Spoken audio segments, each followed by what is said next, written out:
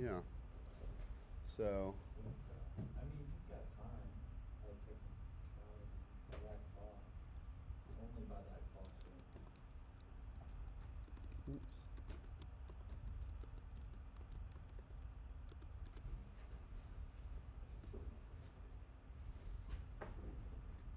Okay, so let's get to it. Let's start off by, let me unpause the CPU here, and let me attach our disk image from before. So this was the programmer's reference manual.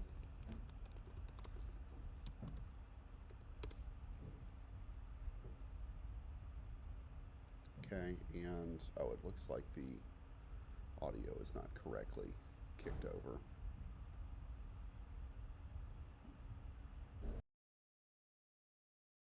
Sound preferences and set the output to be this, but the input to still be my AirPods. Okay, so we're good. All right, so I've got that thing loaded. Let's list the program again, just to remind ourselves how this worked. So what are we doing? Well, what's the very beginning of it doing? It's taking all 24, 24 of the 28, I think, total SID registers, and basically just writing zeros to all of them, which kind of resets the thing. Okay, so that's just that loop at the top. Just poke every address from 54272, which is the first address of the SID register. 24 down, just write all of them to be zeros. All right, +5 and +6, 9 and 0, those two registers get the attack, decay, sustain, and release values. And so in this particular thing, the attack, decay, sustain, and release, attack and decay are set to be 9, which means where the bits are. I have to think about that for a second. And then sustain and release, we don't have anything. So this particular one was like very, plucky, kind of like almost like a guitar sound. It wasn't sustaining the sound. It's fine. S plus 24 is the volume register control, so we'll set that to maximum, which is 15. And then we got, of course, all of our data down here, and how is the data arranged? In this particular example, how is it arranged? In triples. What's each triple?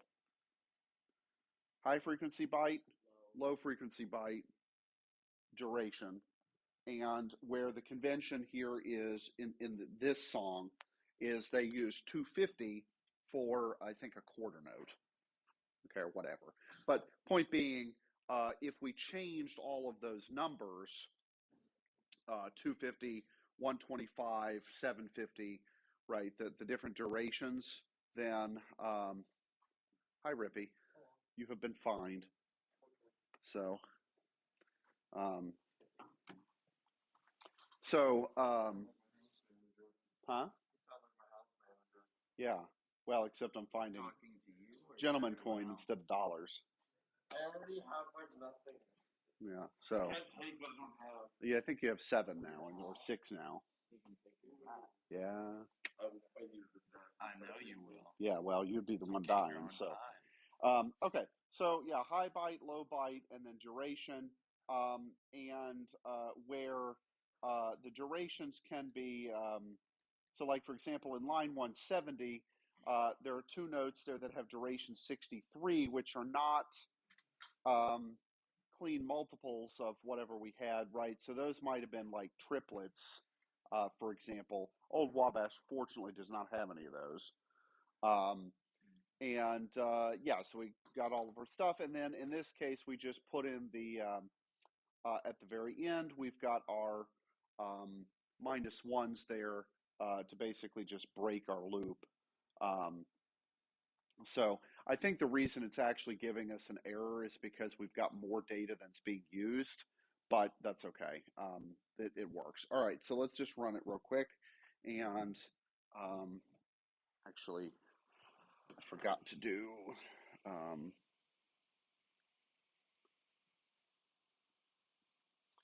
the audio capture.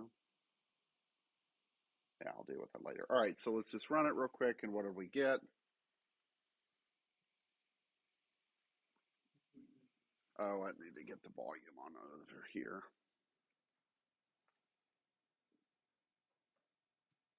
Okay, let me do it again.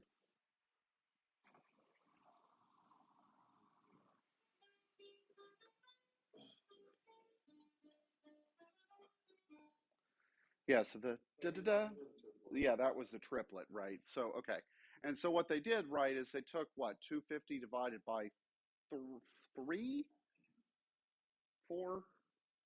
Yeah, 250 divided by 4. Yeah, so anyway, so there's the triplet or whatever in there, but whatever. Okay, so great. Um, the durations, okay, or sorry, the frequencies, um, the durations here have to be integers because how are we handling the tempo? We're handling it basically with this loop, right?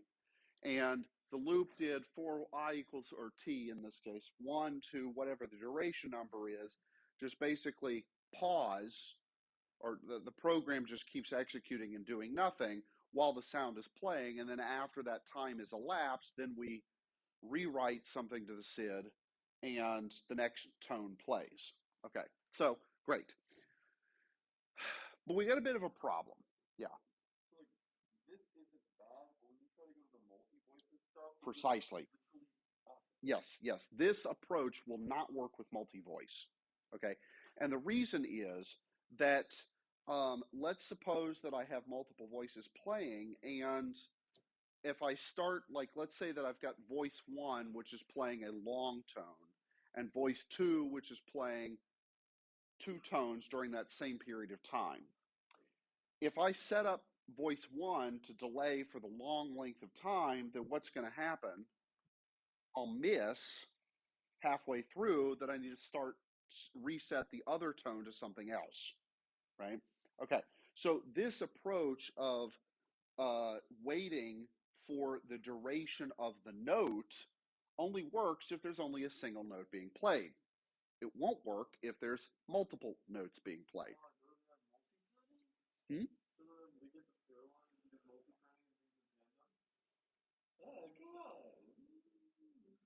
No, it can't do that. Okay. So what we have to do is just approach the problem in a completely different way. Now, the programmer's manual is very terse on this, and in fact, I think it's taken me days to kind of decipher this program. Okay. I think I figured it all out though.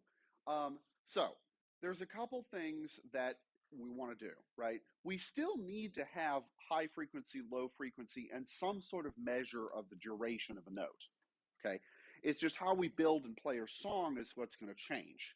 Now, in the next example, okay, which is what we're going to talk about here in a minute, that was the one with the multi-note thing. So let's go over to here. Okay. So what were we doing here? We had our base address, which was the 54.272 or whatever. Okay, that's D400 in hex. Okay, so that's the base address of the SID registers, and there are 28 of them total, from D400 to D41C, and the wiki, or page 461, which is towards the back of the appendix section of the manual, has basically that specifies what every register is for. Okay. Now, in a sense, they kind of come in copy or sets of 3 because we've got 3 voices. Okay, so there's a chunk of them that are for voice 1 that control its waveform and amplitudes and all of those sorts of things. And then there's a similar copy. Okay, let's do the same thing for voice 2 and the same thing for voice 3. That gets you, I think, what, 24 of them or something? And then there's a few others that are sort of global for everything. Okay, but the reference manual specifies A, what all the registers are, and B, which bits are assigned to what in that thing. Okay. Now, the in the reference manual or in the data sheet that MOS has, So the SID chip was the part number for this was the 6581. There is also the 6582. What's the difference? Basically, PAL versus NTSC. Okay. So, Oh, yeah. So PAL, it would be the European market. And because remember, the European market, the power operates on 50 hertz, whereas ours operates on 60 hertz. And so, because of that, the timings are a little off. And so, there had to be slightly different versions of the chips for both markets. Annoying. Okay. Or at least back then there did. Nowadays, there aren't. MOS. Yes. Yeah. In particular, for example, the C64 actually sold extremely well in Germany. Um, so yeah, and in fact, there was a German company, and if memory serves, actually Aldi is a German company. You know, the grocery store or store that's kind of like all generic, if you will. Yeah. But anyway, so like I think if memory serves, that company or parent company or whatever actually sold C64s in their stores. Mhm. Not here in the U.S., but like in Germany, and that there was even a special model that was made just for them.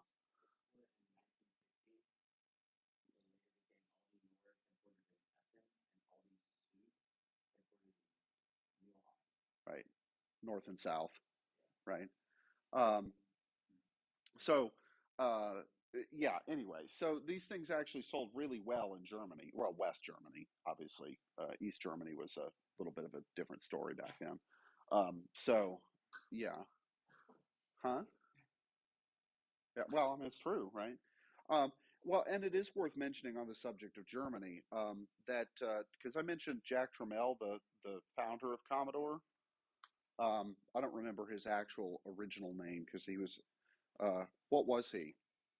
He's Hungarian, but he's a Hungarian Jew and an Auschwitz survivor. Hmm. Poland, that's right. Sorry. Yeah, but in particular, though, he survived Auschwitz, which is, yeah, not, yeah, basically, right. Which he did, yeah. So, and in fact, he was also one of the, like, he treated business as war, like not actually killing people, but he was very aggressive. uh, the Jack Tramiel, the founder of Commodore, treated business as if it was war. Like he was very aggressive in terms of business dealings and things like that, and pricing and like yeah, he wasn't going out and shooting people. That's not what I mean, right? But yeah, he was very aggressive and savvy, and yeah.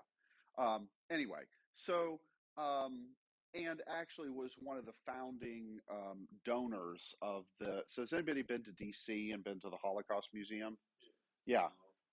He, as you could imagine, being the CEO and founder of Commodore, made quite a bit of money for himself and donated a significant, like, $10 million or something to the founding of the Holocaust Museum in DC. Yeah. So um, yeah, so super important guy, and yeah. Okay, anyways, back to the sound business thing. Um, so the frequency, high byte, low byte thing we get out of the manual, yes. Yeah, zero is the, yeah. Well, and the starting index is zero. Yeah. So, okay. Um, the, um,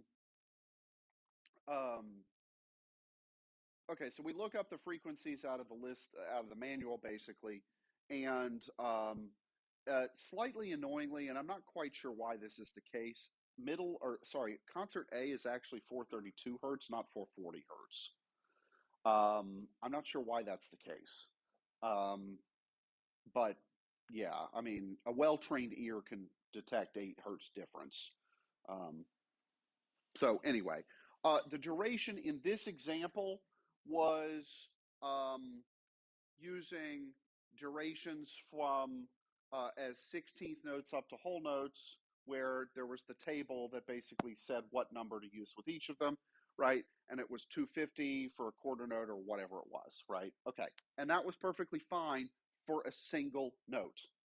Okay, now, there's two things to keep in mind on this program. One, when the sound is playing, what is the program doing?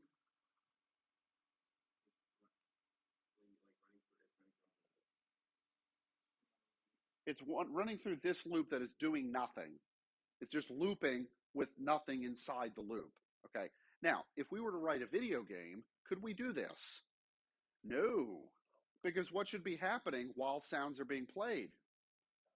Other stuff needs to be happening. Okay, so this approach also won't work when if we're trying to have like something where there's sound being played and graphics happening and whatever, right? And so we'll have to do a bunch of stuff with interrupts, which we'll deal with later.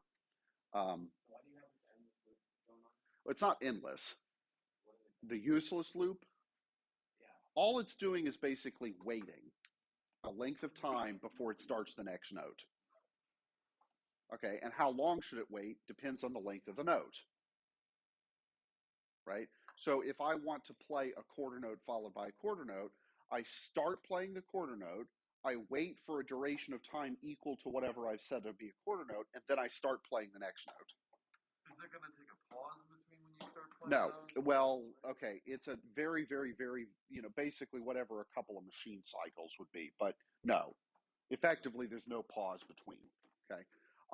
Which actually is not entirely true here in this program, but we'll talk about that in a second. Okay. Which line is doing that? Line 80, for t equals 1 to dr duration. Next. So the body of that loop, there is no body. And so all it's going to do is t equals 1, t equals 2, t equals 3, t equals 4, all the way up to t equals whatever. For example, 250 is the first note, right? So it's going to cycle through a loop that does nothing 250 times. No, before it then goes to the next note. Okay. Okay, and so that's how it gets the tempo in there, right? If you made that like loop is a little bit faster. Yes, the tempo would change. What number would you change? Well, okay, so it'd be DR, but see, since the DR is coming out of the data, I'd actually have to go through and change the data values instead of the program to something else. Yeah, if I halved all the durations, for example, I could make the song play. All the frequencies would be the same, so it wouldn't sound like a chipmunk song, okay, but the tempo would be double. Okay. Now, Rippy's point about the pause, there is a very brief pause that's in the program, and that's line 90. Okay. So it pokes S plus 4 with the value 32, and then does a 50 loops of a useless nothing. Okay. Huh? The poke? Well, what is register number 4? Or, well, I guess it's let's look up in the manual. Well, it's not resetting the entire thing. All right, so let's dig out the manual, right? And what is register number 4 doing? So what line 90 is doing is releasing the sawtooth waveform for voice 1, which if we look at the addresses in here, then 32 would be, let's see, 1, 2, 4, 8, 16, 32. Yeah, it's writing a 1 to bit 5 of that register, which is the sawtooth register, and that's the control register. Yeah, so it's just basically resetting the tone. Okay. Well, yeah, but 32 would be in binary, right? Bit 5, 1, everything else 0. Right, and so what I'm doing here is, if you look at this page in the manual, and I'll pass this around so you guys can all see, right? Register number 4, bit 5 is this one. Okay, this is like, right? Because you got 1, 2, 4, 8, 16, 32. So this is the 32's place, and that's where the bit's going to be, right? Yeah. Okay, so I'll pass this thing around. Please leave the pencil where it is. So there's and obviously you can pull up the PDF too, but since I've got it handy, then yeah. So so basically there's one of those control registers for each of the three voices, and this one's only using voice one, so we only have to worry about that particular register. Okay. Um, okay, so we got that. There is a very, very brief pause basically right here when it resets the thing and then goes back up and starts the next note. That length of time is 50 cycles basically, which is pretty short, and in fact we could change that. So let's change this 1 to 50 to something else and see what happens. Okay, so let's run it again and just listen to how it goes this time.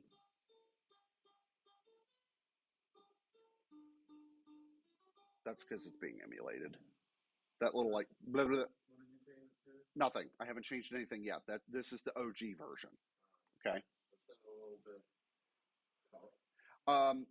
Yeah, I think that's more because my computer is like this is an emulated thing. I'm not running this on live hardware right now. Okay.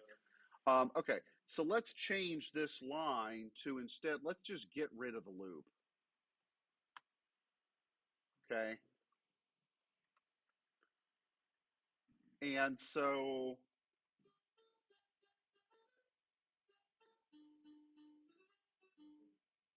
honestly, I think that sounds a little bit better, right?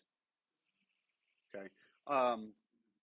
Yeah. So I got rid of that delay. And then yeah.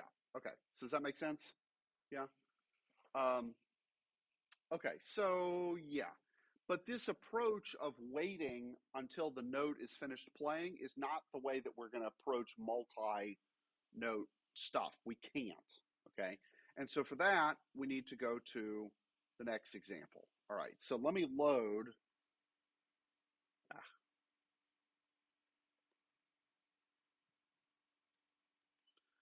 You remember there was a typo?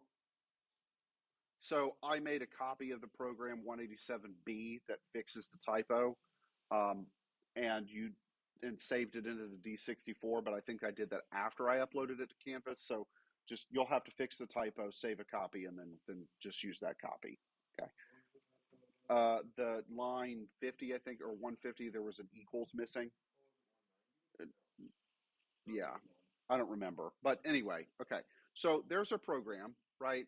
And you'll notice, so let me actually go over here to the same thing in Atom because it's easier to read. So let's look down at the data section in particular, okay?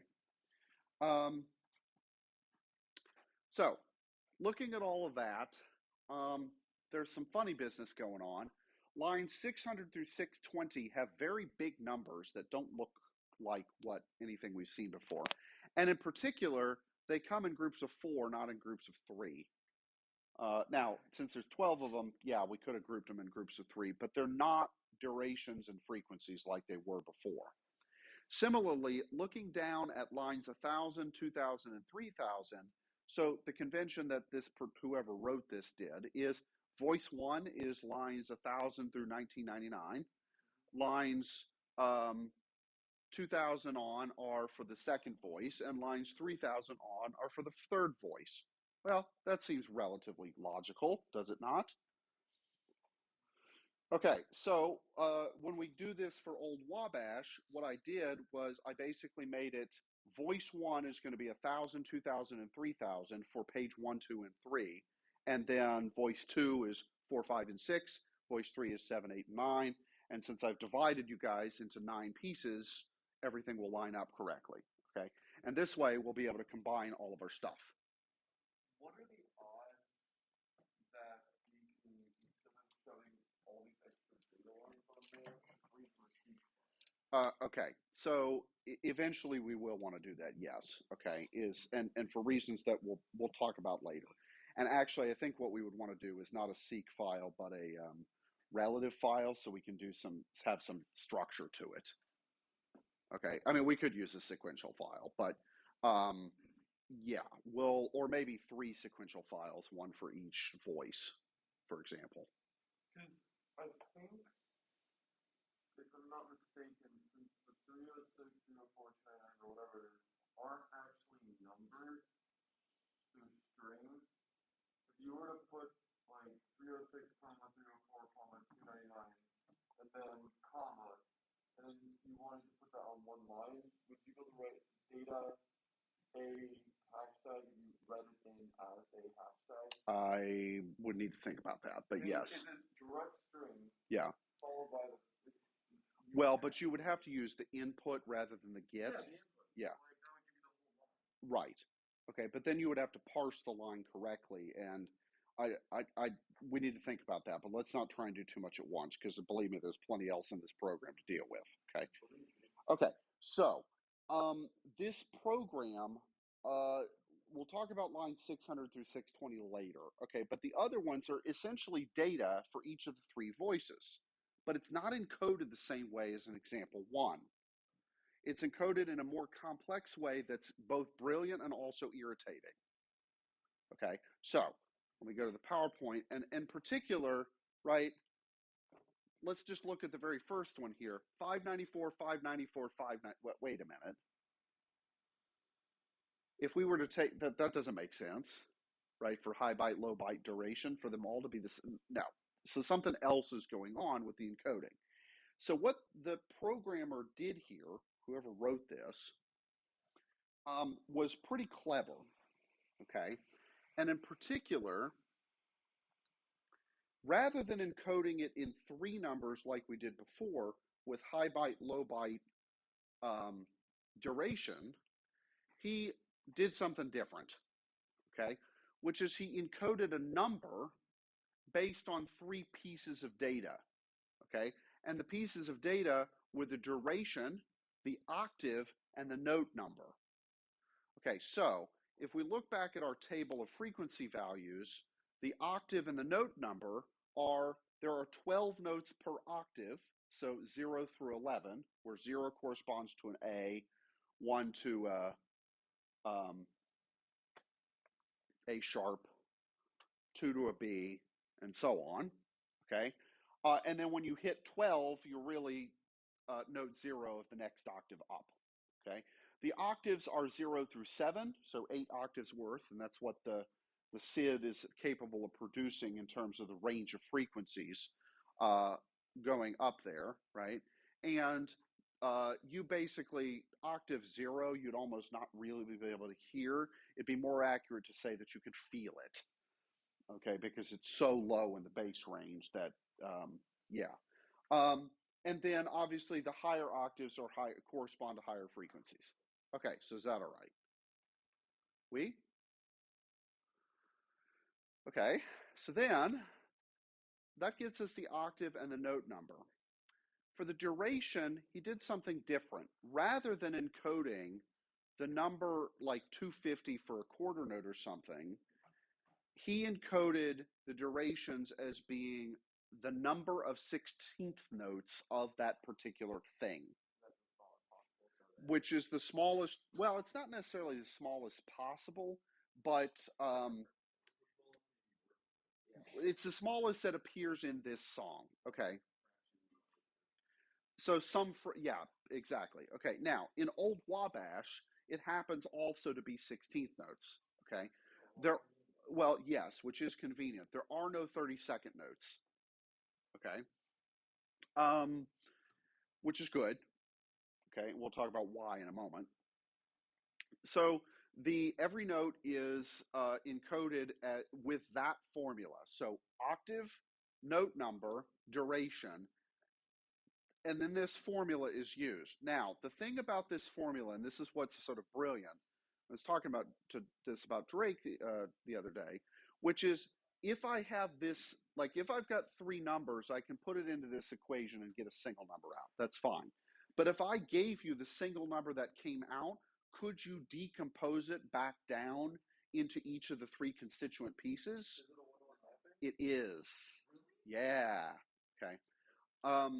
That's not guaranteed to be the case. Okay.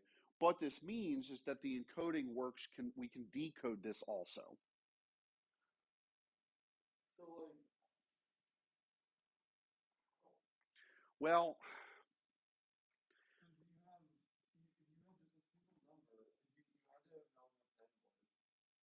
you have 16 hard coded, the 8 hard coded, you still would have had to know what O and P were. Well,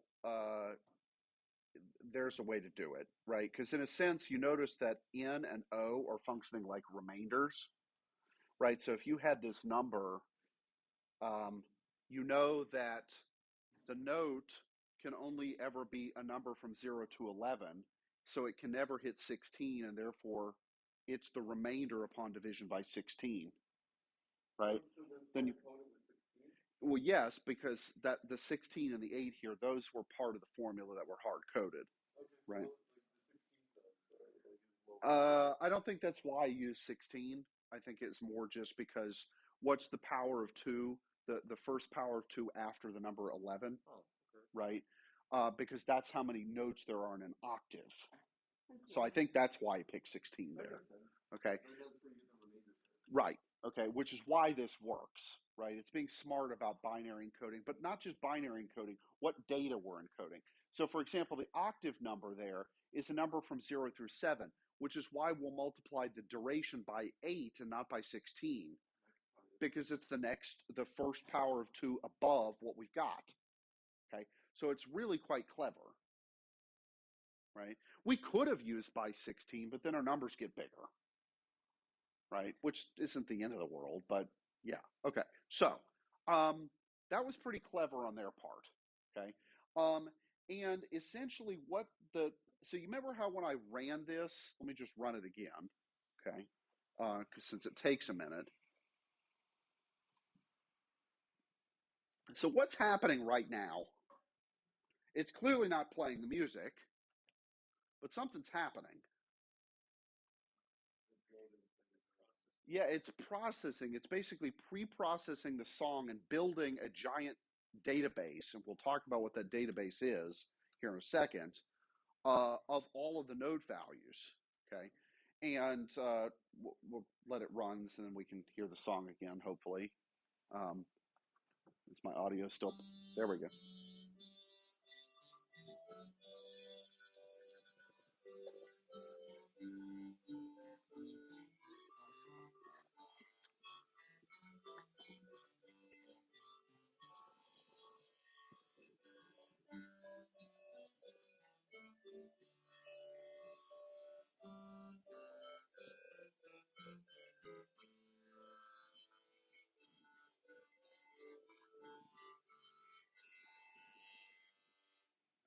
Beautiful, right? Okay, so two things that I would like to know. I don't know what this song is. I don't recognize it. Okay. Um, and I tried using Shazam and Google to play it to see if they could recognize it. That was a total disaster. Okay. So anyway, so I'm going to put a $5 bounty on identifying this song. Okay. It's copyright-free music from the 80s. That's actually true. It's not any original song. It's not any like no original song. You think it's the case? Yes. I think it sounds like, like a little snippet from like Bach or something. Now, the odds of us knowing which one it is are so low. yes, but if only there were a thing called the internet, and if only there were music professors that you could play this for, and they might be like, "Oh yeah, that's blah blah blah blah blah." All right. So yes, I'm going to put a $5 bounty out on identifying this song or concluding that it is in fact nothing special and is in fact just either something this dude made up or royalty-free music, effectively at the '80s, and it's not Bach or Mozart or somebody that we should know. Okay. Um, Yeah, well, okay. So the reason I mention that it's probably like I think it's probably like Bach or Mozart or something is because let me show you on YouTube one thing real quick. Um,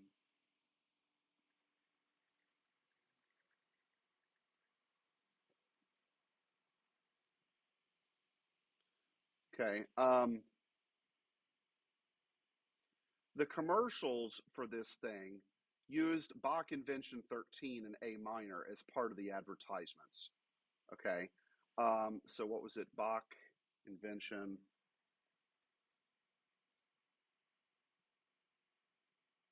Right. Okay, so this is him making his own version of it, but that's what I want. That here, this one. Okay, stupid ads.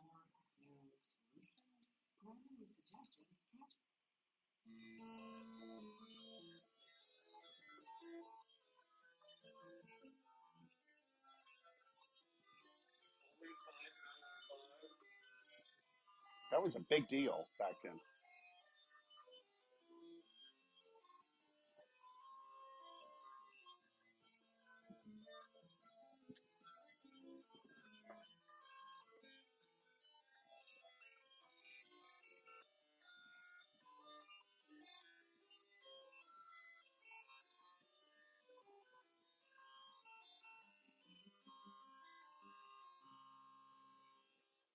And then he did a few other versions of it. Right, same song, but with different audio quality and timbre for each of the voices, right?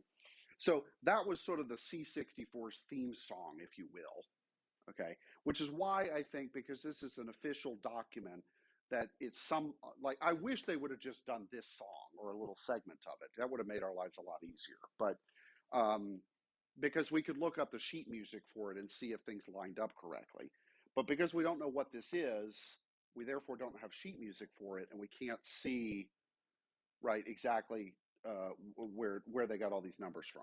Okay, so anyway, back to the thing here. So the data is encoded in this funky method, but it can essentially be decomposed back into the three numbers: octave number, note number, and the duration as a number of 16th notes. Okay. Now, how do we get from octave and duration to an actual frequency? Okay. Because what do we need to specify in order to play a note? What do we need to write into the registers? Well, okay, if we're using a pulse width, we could be using a sawtooth and we could be using a sine wave, right?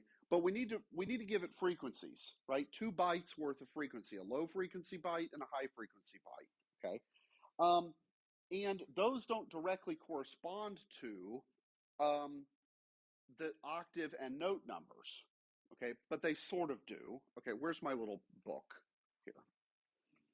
Okay, so what I did was just as a demonstration calculation, just sat down and let's take the very first note from the song on voice 1. Okay, so 594. Okay, if I divide this by 128, I get the duration number, which is 4. Okay, if I take 594 minus 128 by times 4 and divide that whole thing by 16, I get 5. And if I do one more piece of math, I get 2. Okay, so 594 there corresponds to octave 5, note 2, duration 4. Okay? Huh? I just did the math. Right, well, okay, so the other reason how I did the math is I read the program and see how the program did the math, right? So if I scroll up here to where that math takes place, it takes place right here, okay? So I load in a note, which is called NM here. I don't know. Okay, no. That's not what read does, though. Read NM says read the next thing that's in the data line and assign it to the variable NM. Okay, so where do you? Okay, so in the data line, where do you define the data line? Oh, the data down at the bottom? Yeah. It just knows where that is. What the hell? There's a pointer that's hidden from you. But so no, like you have you have a ton of different data lines. You're reading 3 things at once that are split into 3 chunks. But How does it know where? Okay. It's processing each voice at a time. Okay. So what it's going to do is, so the very first half of this program has nothing to do with playback and has everything to do with arranging the song. Okay. So up at the very top, and so let me actually. It makes it an array. Yeah. So let me go up to the top and explain that. Okay. So line 20, what's happening there? It's making 3 two-dimensional arrays, okay? And called H, L, and C. Actually, three-dimensional, sorry. Three-dimensional, no, they're two-dimensional. Okay, sorry. So dim H of 2 comma 200, okay? What that is doing is saying, I'm going to make a variable called H, and it's going to be a doubly indexed array that has 3 indices in the first coordinate and 201 indices in the second coordinate. Okay, so it's basically a 3 by 201 matrix. Okay, and each row of that matrix is going to have 3 entries. Okay, and it's going to do the same thing for L and the same thing for C. Okay, now what it's trying to do here is it's essentially going to make 3 of these giant matrices, a high frequency one, a low frequency one, and a control one. Okay, which will be a different way of handling the duration. Okay, we'll talk about the control later. Okay, so essentially what this is going to do is every single 16th note of the song, starting at the beginning, we're going to record what's the high frequency, low frequency, and control for all 3 voices that should be playing. Okay, so let me pull up Old Wabash and sort of demonstrate what I mean here. Sorry.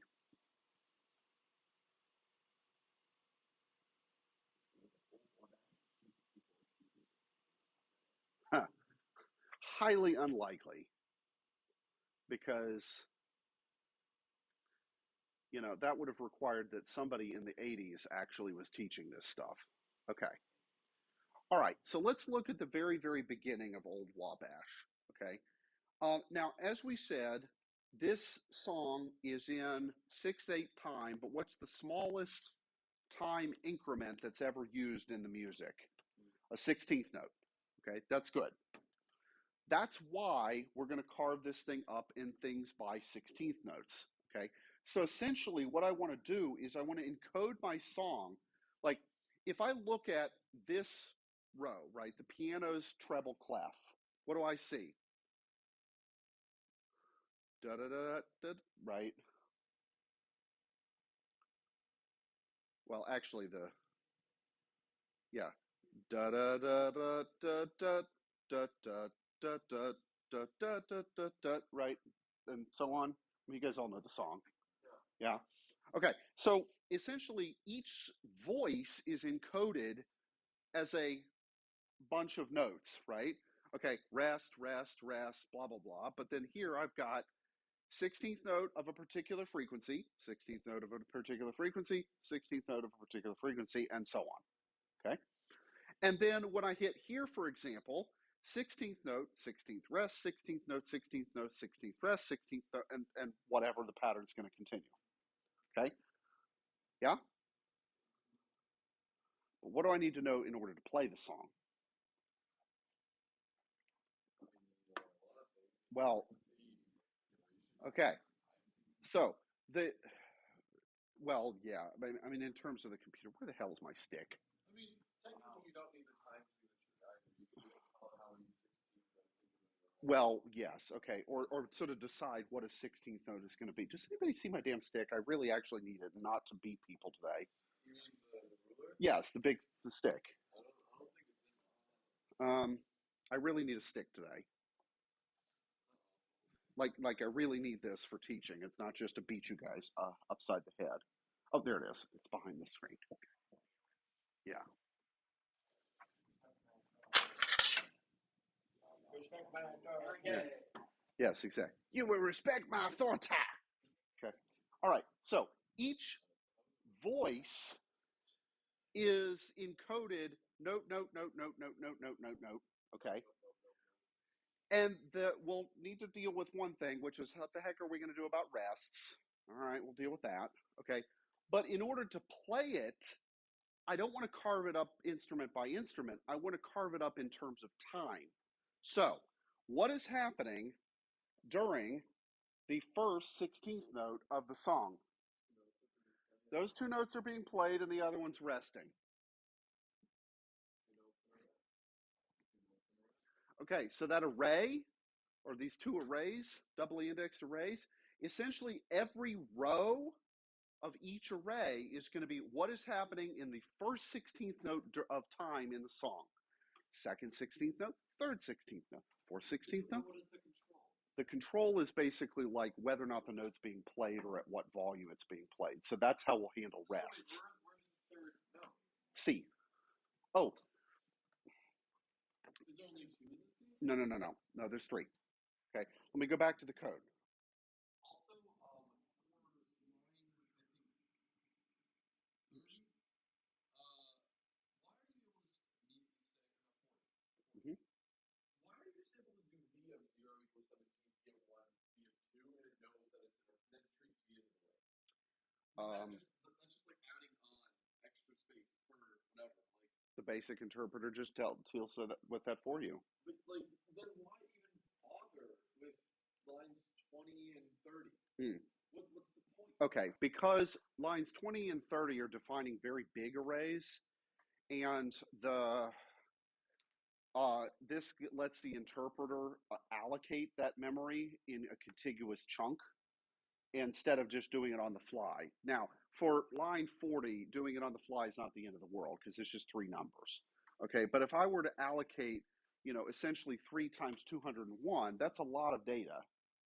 Okay, and in particular, and this is one of the reasons this thing is so slow, 3 times 201 is what? 603. Okay, but what are the pieces of data that are stored in each one? Well, what is all numerical data within BASIC? How is it stored? Nope, numerical data. Decimals? Well, they're decimals, okay, but how many bits and stuff does it take? 16? It takes 40. 40? That is a very oddly specific, huh? Okay, was IEEE 15 or 754 in existence in the late 70s? It was not. Okay, so the floating point format that this stuff is stored by, it's either 5 or 6 bytes depending on how you count. But in terms of how it's stored on disk or in memory, as opposed to in registers for the sake of doing arithmetic, it was stored as 5 bytes. Okay, so we just used how much data? 603 entries, each of which is 5 bytes, is how many bytes? About 3,000 something. 3,015. Okay, and that's per array, and there's 3 of those. So we just used basically 10 kilobytes. Oh, damn. Okay, which doesn't sound like a whole hell of a lot, except we only have 64 kilobytes, and not even all of that because Okay, so then like this is definitely not the move to do data like this. long term, no, we'd want to have it on a disk and read it in as we go. You Okay, want to put this on the disk but and read it in line for line. Rippy, just relax. Don't get ahead of yourself. Okay. Right. You'd want to read it in from a disk. Okay. Because if I had a really long song, I would run out of memory here. Okay. Okay. So what it does, right, is there dim of 2, 200, there are really 3 entries per row. Entry 0, entry 1, and entry 2. And that's perfect because how many voices are there? There are 3 voices. So it's H is the high frequency byte for each voice, L is the low frequency byte for each voice, and C is the control stuff for each voice. So those arrays you mentioned earlier, and when I was trying to go through this last night, I was thinking about this in a different way. Because when I'm seeing 200, I'm thinking the array is length 2, so 0, 1, and then length 200, 0 through like 199. So it's actually 3 by 201. So it's just saying go from 0 to 2, 0 to 200, so you get that extra bit on the right. end. So there's three entries per row and 201 rows. Yeah. Okay. So the song, as it's encoded, is 201 16th notes long. Yeah. Okay. Which corresponds to, I think, 12 and a half measures, basically. worth of stuff. That sounds approximately right given how long the song played, right? That seems a plausible number. Okay, so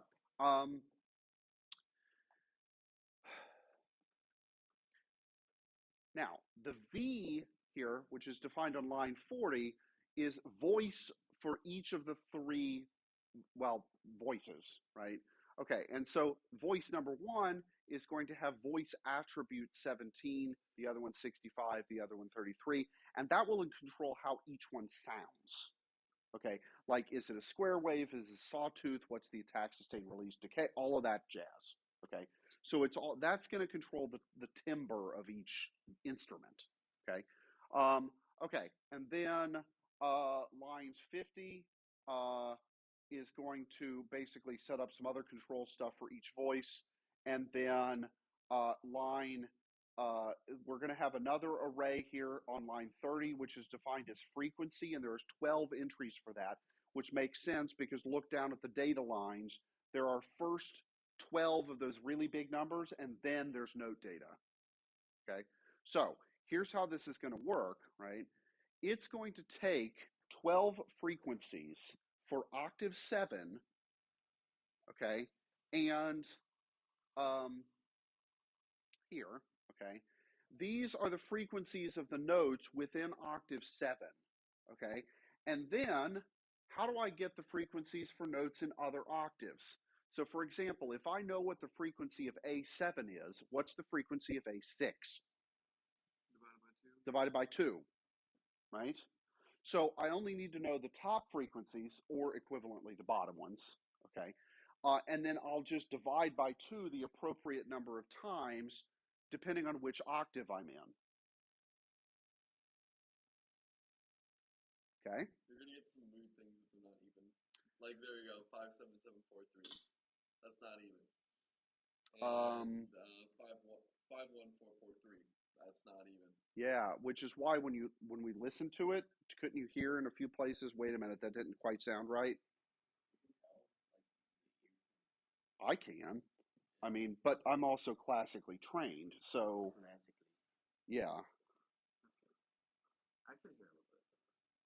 Well, like if something were clearly off, you'd be able to wait a minute, right? But even just like, and this is maybe the curse of being musically trained, right? Like when I walk by and maybe somebody's doing chapel sing, I'm like, you're flat, right? Oh, you're the. I mean, I can hear that, right? So maybe I won't say it. Maybe I'll refrain from saying it. But point being, you can hear it, right? Ah, yeah, you saw what I did there. Yeah, yeah. No, I got there instantly. Just, no, I was waiting for someone else. Yeah. Well, we should note that. Okay. Yes. So, okay. So does that kind of make sense on the frequency bit?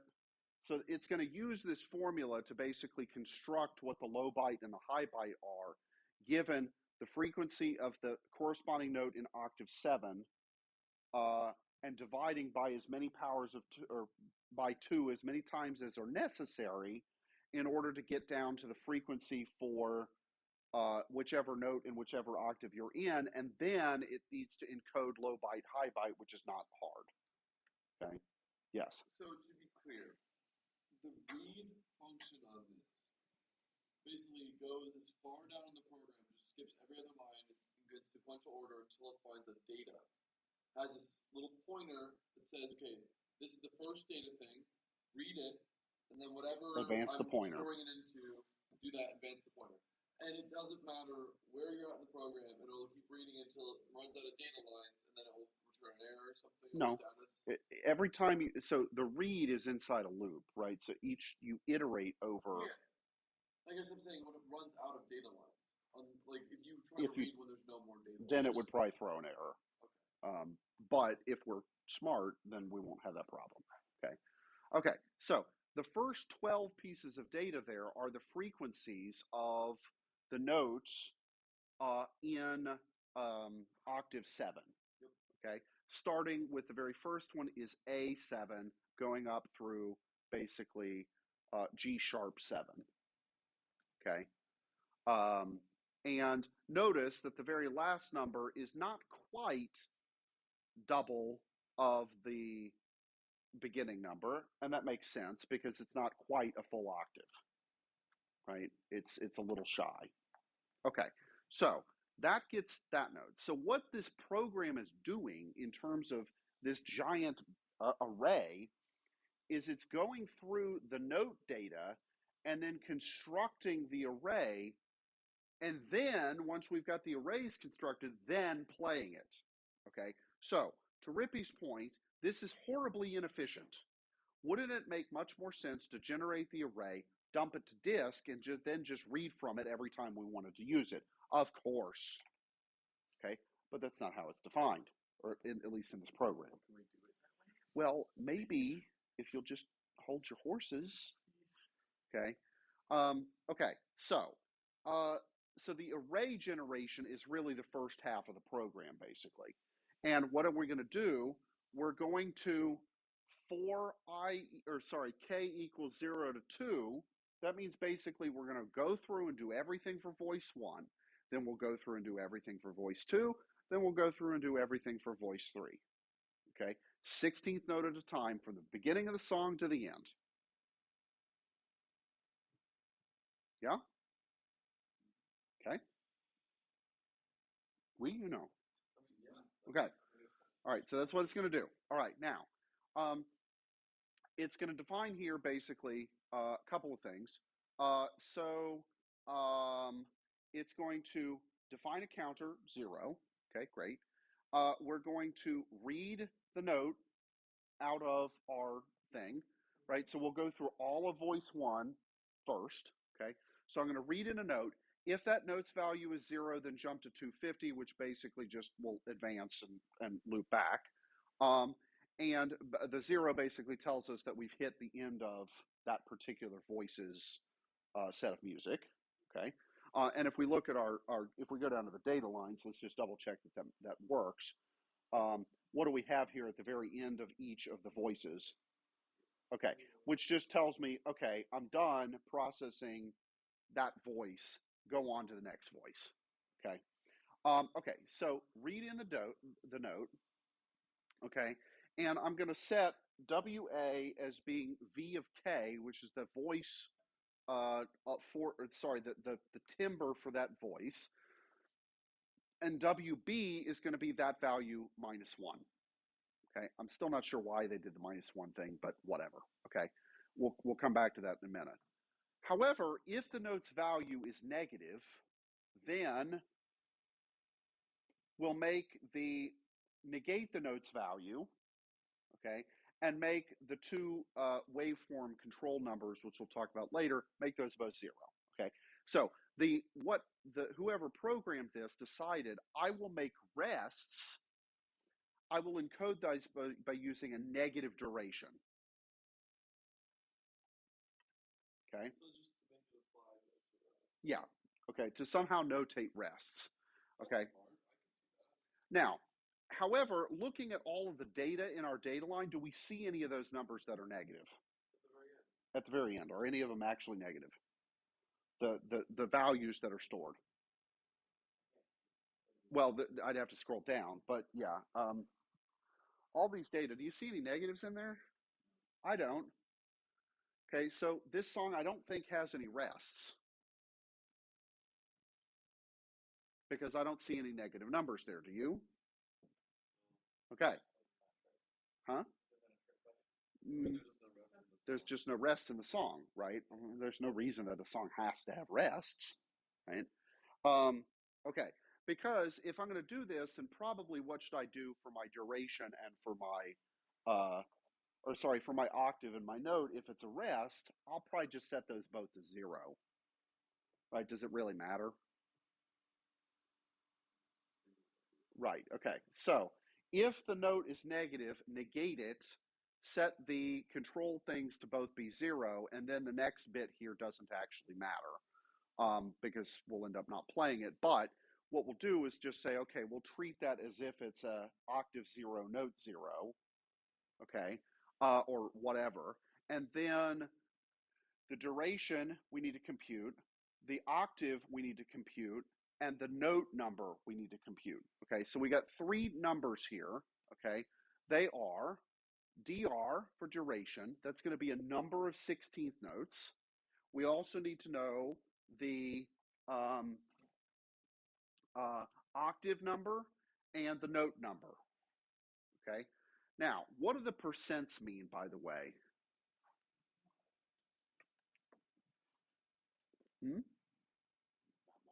No, it isn't. Although it is sort of related to something that has to do with modulus. Means those are going to be integers only. Okay. dr percent means that that number will be the integer. Okay, so if I take note nm and divide by 128, so where's my little, it'll just round, truncate it off. So where's my little page from when I crunched one of these? Okay, so for example, the very first note, or the very first thing that was in our list was 594. Okay, all right, so if I divide that by 128, I get 4 point something or other, and I'm just going to truncate off 4. Okay, so duration 4 16th notes. So this is a quarter note. It's the very first thing. Good. So this is how. So when we originally started with this, we started with integer values. Then to decode it in the special way with the one-to-one mapping, we're using a floor function Right. and these specific numbers. Right. Okay. All right. So duration, I divide by 128, I get 4. Okay, good. All right. Then OC, the octave, is NM minus 128 times DR. Okay, so that's the remainder upon, so the note value, if I divide that by 128, I'm going to get 4 with some remainder. Okay, and that remainder would be a number 0 through 127, theoretically. Okay, take that number, that remainder, and divide it by 16. Okay, so what is, Ribby, you've got your computer in front of you. What is 594 divided by 128? It's 4 point something, but what's the point something?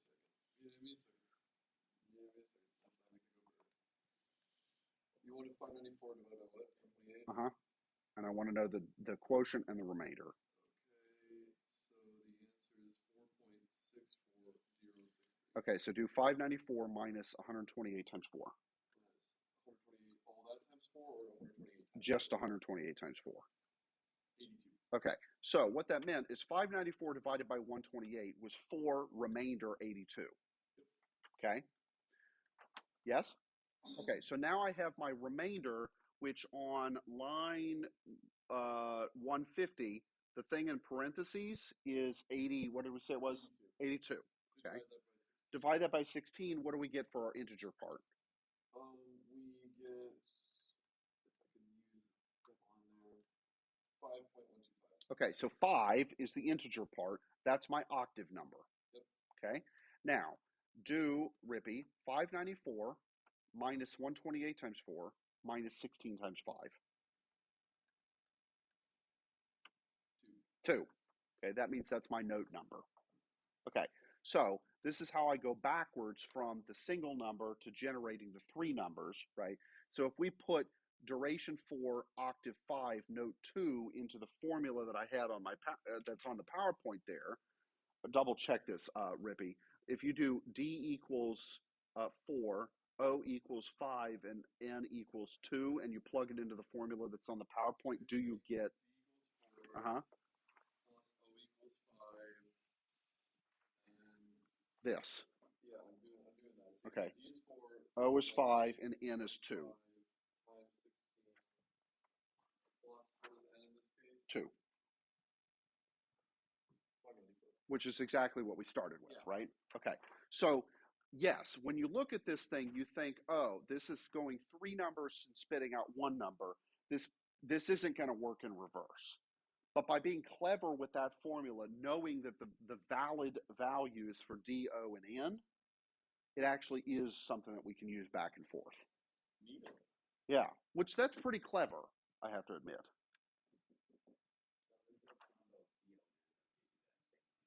Right, exactly. Can we prove this mapping is 1-to-1? Sounds like a great homework assignment for Rippy. For combinatorics. Yeah. Yes. Rippy is no longer a free elf. Rippy has never been a free elf. Right. Rippy's a free elf for maybe a week, and then one day on the weekend. Yeah, well, so Rippy will become a free elf when classes end and finals are done. So Rippy during Decadence Week, which is the week between when finals end and yes, you're gonna kill yourself from alcohol poisoning or something before you get to graduation. So let's not do that, please. Yeah. Okay. All right. So my point though is that the duration, this number allows us with this math to decompose it back into the number of 16th notes, the octave number, and the note number. Is that okay? Okay. So that explains lines 150 and 160, basically doing those three computations. Okay. But we need to store the frequency of the note, which means first off, we need to know what the heck the frequency of the note is. Right now, we know what octave and what note number it is. Okay, so line 170 is going to say, okay, which note are you? In our case, we got note 2, which corresponds to C. Sorry, NT. So C. NT is the one that gets that last little bit of it, the 2, which is note 2 of octave 5. This is C5. Okay, so it sees the Okay, 2, so and then C. So all right, so look, not yet. Okay, look at line 170. Yeah. Okay, so what that's going to do is we've got our node value is 2, correct? Yep. Okay, so in our array of frequencies, what is note 2? What does that correspond to? Like 30 something. No. What does note 2 correspond to? What's note 0? A. What's note 1? A sharp. What's note 2? B. Okay. Yeah? Okay, so this is a B, right? What is the frequency of B7? Okay, so we go pick that out. Huh? Where did that come from? Okay, where did it come from, though? It came from frequency FQ of NT. Okay, so I'm going to do frequency. I've got 12 values, and I'm going to pick out number 2. Okay, which is the third one in the list, right? So FQ, right here, right there, we made 12 values that we read out of our data lines. So you remember in the data lines, the first 12 of them looked funny? Those were our frequencies, okay? So here, which number are we going to pick out? 38,539. That's the frequency for B7. Okay, which B do we have? We have B5, right? Because we're in octave 5, not in octave 7. So I need to take 38,539 and do what to it? Divide it by 2 twice. Well, okay, that's okay. Because, yes, there's going to be fractions and stuff, but c'est la vie, okay? And sorry. Yeah. Okay. So, all right. So let's go back up to where we were here. Right. Yeah. Okay. So if the octave number of the note is octave 7, well, we don't need to do any division. So let's skip the division part. So the percent equals just truncates it? Yes. That means that the octave, well, no, it doesn't truncate it. It means that data, so you remember how we have to put $sign after every string to indicate that it's a string variable? Putting a percentage after anything says that that's an integer variable as opposed to a floating point variable. So OC percent is an integer value. So it would say OC would say 7.2. OC percent would read it as 7? No. OC and OC percent are two different objects. In the same way that A and a $sign are two different objects. So is OC a string? No, OC would be a numerical thing. OC $sign would be a string. Okay, so OC percent is an integer. Okay, why didn't we have to put percent after anything else for all the other integers? Like, They're not integers. They're being treated as floating point numbers. Even if they happen to be whole numbers, they're still treated like it's doing them like 2. If I say a equals 2, what's actually being stored is that a is 2.0 as a float. okay, so then how is it stored? Is it stored with less than 5 bytes? No. Oh, the integer? Yes. Then why did we, in the very beginning, when we set away all those arrays, why did we store away 5 bytes of information when they're all going to be integers? Why didn't we just make them integers, like pass them as integers like that with the percent? Do you know why? To make Rippy go burr. No, but like that just makes sense. If No. if that makes it takes less space. So, okay, the reason is, ironically, okay, it's actually a speed thing. The basic interpreter, for some squirrely ass reason, is actually slower processing integers than it is floating point. And the reason is because it takes the integers, it converts them to floating point, it does the arithmetic, it converts them back to integers.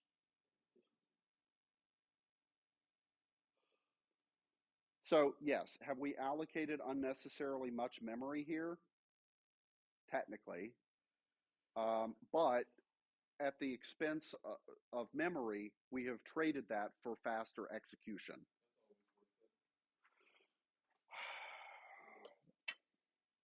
Yeah. Mm-hmm. So are we basically trying to figure out what these numbers would be in the 500 format and plug them into this program? Eventually, yes. Like that's the goal. Yes. Okay. Right. So that we could take this program and replace the data lines. Would we have to change the frequency stuff? No. Just the 500 something? We would not have to change these 12 numbers because those are locked. It's everything after that that's going to change. I mean, we just use that formula, boom, change. Mm-hmm. Each number is a 16th note. Yes. So there'll be times if you have like a 4th note or 8th note where it's 2 of the same number or 4 of the same number. No, actually, and that's the brilliance by this. Okay, because when it does the encoding, which we're not quite through that yet, okay, you don't have to store it again, right? So let's say that you have a quarter note. You don't have to think of that as 4 16th notes in a row.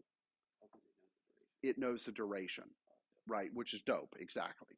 Okay, so because otherwise that would be a giant pain in the butt. Well, and we'd be unnecessarily storing data that we didn't need to store. Kind of, yeah. Okay, so my God, how time flies. All right, so don't start packing up your bags. Keep your asses in the chairs, okay? Because I'm not finished. Okay.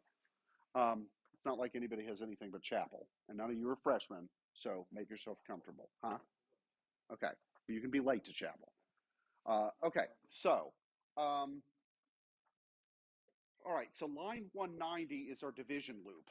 Okay, which is to say, I'm going to go for j equals 6 to c or OC. Step by -1, which is just to say I'm going to count down from 6 to whatever. Okay, so in this case then, what was our frequency? Yeah, 38, whatever. What did we say it was? For the original one? Yeah, for node B, B7, you mean? yeah, B7 was... 38,539, so we have to divide that by 2 twice, so we get like something that's... So do it.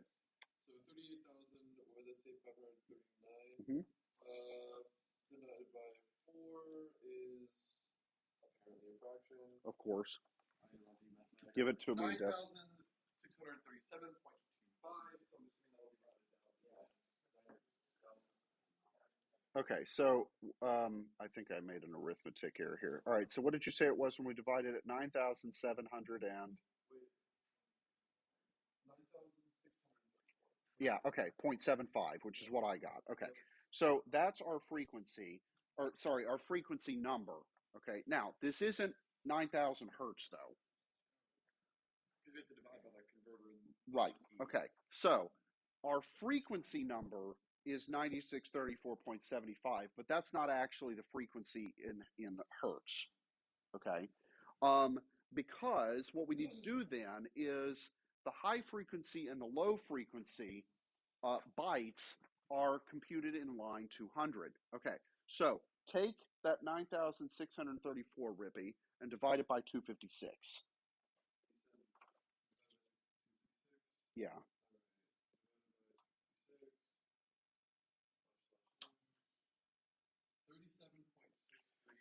Okay, so take the 37 because we need the So wait, did you want me to do 9634 without the No, remainder? do the 0.75. What if you want the remainder? Okay, Yeah. so then it is 37.634. Okay, so 37 point blah, blah, blah, Yep. 37.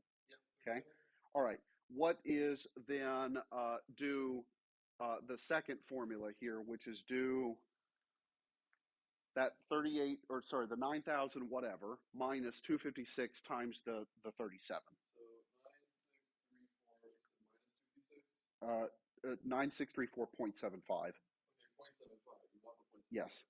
And you said minus 256 times the 37? Right. That gives you 162.75. Okay, so 162.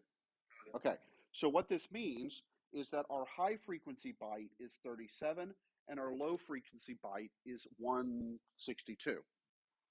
Okay, back to the manual we go, because Appendix E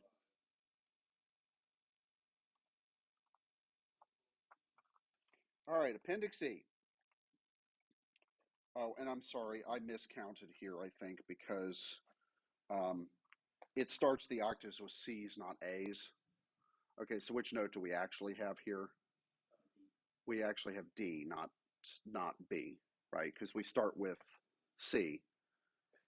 All right, so C, then what comes next?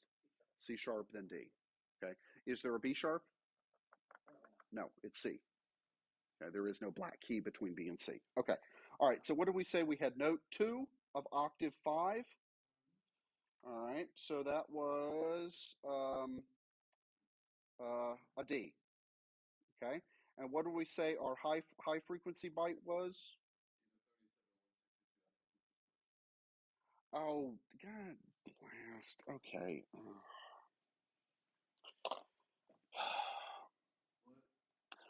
Okay, so I'm looking in the table here. High frequency byte of 37, low frequency byte 162. Those are the numbers we just got, right? That corresponds to C5. Okay, so it's like, well, it must be, because which note did we out of which octave? We said we had note 2 out of octave. Yeah. It's almost as if it started with B sharp instead of. Okay, whatever. This is note C5 because it matches the table. Okay, and furthermore, C5. What did we say? What's the frequency of of that note? I looked this up. It's 523.251 hertz.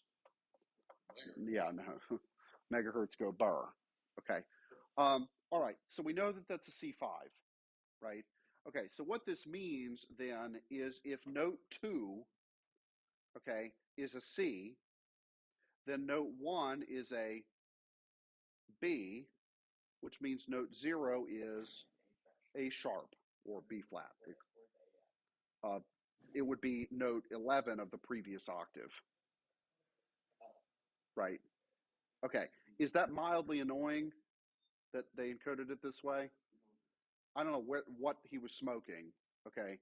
And let's face it, this manual was written, probably in 81 or 82. I mean, it's a little after Woodstock, but I'm sure, right, there was something being smoked or snorted or something back then. I mean, this was the 80s. So, all right. So that means that very first note was C5. Okay. So what do I need to do? I need to store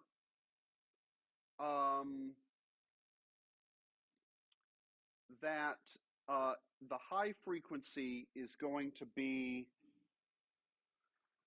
the high frequency byte is whatever we just computed. The low frequency byte is whatever we just computed. And then this control value, I guess we'll just talk about next time. Okay. And then also, how do we deal with things where it's like a, so the duration thing, right? If the duration is 1, if we have a 16th note, then store frequencies and set the control to be this WA value, okay? If, on the other hand, that's not the case, then do a loop and basically go for j equals 1 to duration minus 1, basically go through each entry. And why is there no j in that formula? That really bothers me. Again, I have no idea. I wonder if that's a typo.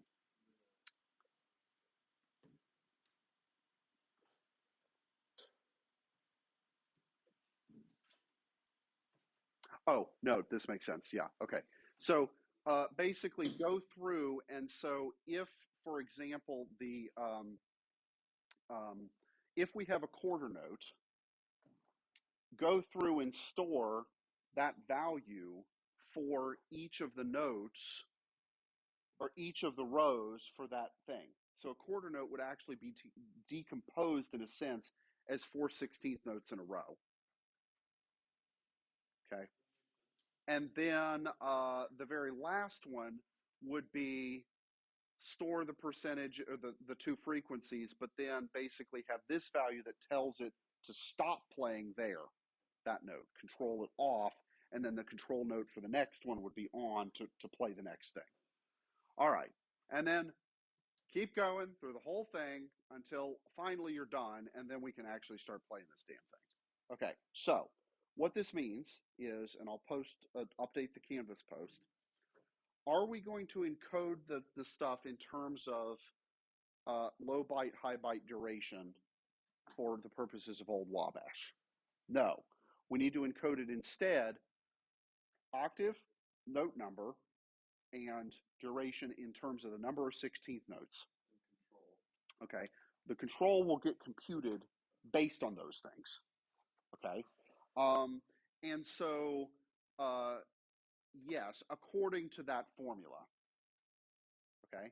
Because we're just going to use this same program. So essentially, if we take our data after you guys crunch it and we replace down there at the beginning and then maybe change the length of some of these arrays, then it should just play Old Wabash, is the idea. Okay. There's two other conventions that we need to decide then, which is what to do about rests and what to do, well, no, that's it, just rests, okay? And to specify, okay, what does note 0 correspond to, which we just said was note 0 correspond to, Well, for a B sharp. For rest, when you just want to clear it for a specific amount of time? Sort of, yes. Then it won't play anything. Well, right. Okay, so what we'll do is we'll set basically just for a rest, use note 0, octave 0, duration whatever it is, and then put a negative in front of that answer. Okay, because our control thing up on line line 11, or sorry, 140 is if nm is equal to 0 or is less than 0, then negate it and do accordingly. Okay, so right. Okay, so does that make sense? So I'll post the update to Canvas and republish this assignment, and we'll carry on with new stuff, I guess, on Tuesday. Oh man, how time flies. Yeah, need a beer is what I need. Yeah, hold on, let me kill the stream. All right, bye guys.